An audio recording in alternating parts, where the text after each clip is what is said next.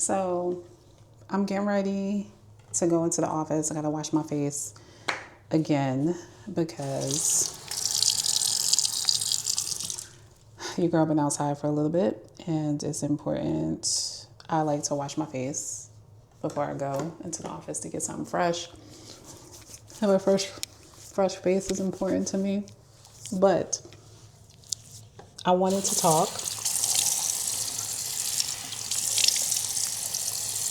just a little bit about something that I often share with a lot of folks, women in particular. I remember when I was in my 20s, even my 30s, I don't think I probably stopped seeing this as a badge of honor until I hit my 40s. But I remember feeling like the more things I could get done in a day, the more accomplished I was. I remember feeling like not only was I more accomplished, it was like a badge of honor. Like I would literally be talking to my girlfriends and be like, yeah, I did this, I got this done, I did this. I would have a list of like all the stuff that I need to do during the day. And I would be at work, girl, creating my list in the morning. It wasn't a work list. I knew what I had to do for work, but this was like a personal list, things I was trying to accomplish, things I was trying to do. And and I remember having this list and I'll be checking the stuff off the list. And I remember feeling so proud about like the 30, 35, 40 things that I was able to get done. And I wore it as a badge of honor. And I kind of looked at my friends a little side eye when they couldn't get stuff done. What you doing, child? Why you need to rest? Why you only got 10 things done today? Like you're not a boss. You're not doing a whole bunch of stuff. And it seems so crazy to me now that I saw busyness as worthiness, as accomplishment, as like my worth was tied to my level of productivity.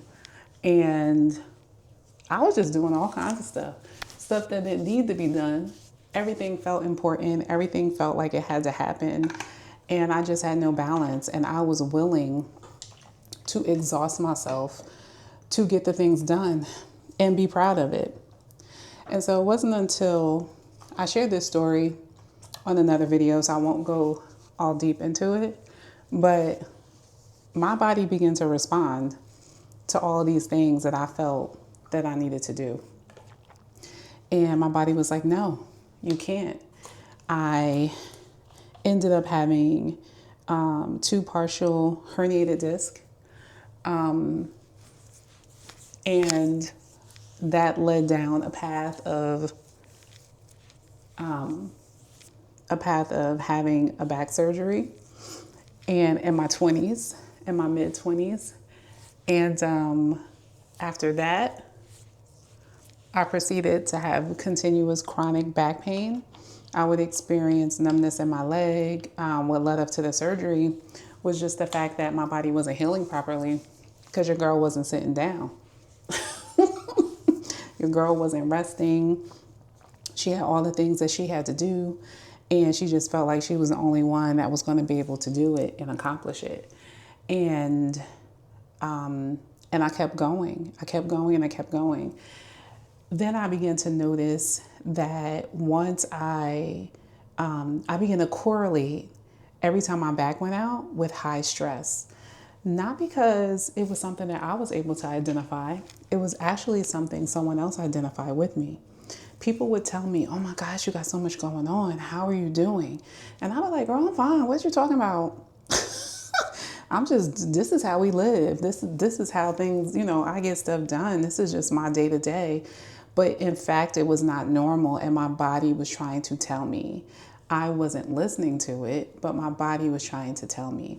Once I began to pay more attention to my body, to pay attention to the signs, my body would speak to me before my back went out. I would just ignore it.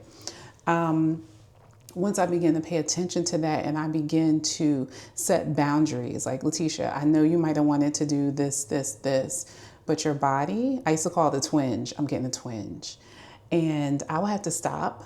I would have to reflect what's going on, take some deep breaths, what's happening in my world, what do I need to dial back, what can I delegate to someone else, what do I just need to trust God with, what do I need to let go of. When I begin to start having those conversations with myself, y'all, I didn't experience another episode of my back going out. It has been, my Lord, my back is not going out. My son is 15. It has been 15 years since my back has gone out. And I made a conscious decision at that time that I was going to pay more attention to myself, to my body. I knew that when I had my son, I was concerned, like, how am I going to do this? I've had this history of my back going out. I'm going to carry this baby, like all these different things. And what was happening was the Lord was teaching me how to slow down, how to slow down, how to slow down, how to pay attention to what's happening in your world. And not just what's happening in your world, but how is what is happening in your world affecting you mentally, affecting you spiritually, affecting you physically. How is it affecting you? You can't just keep going. And I would say, like I was on a hamster wheel. I can't just keep going on this hamster wheel that I can never get off of. I can't just keep going. I'm not a hamster. I can't.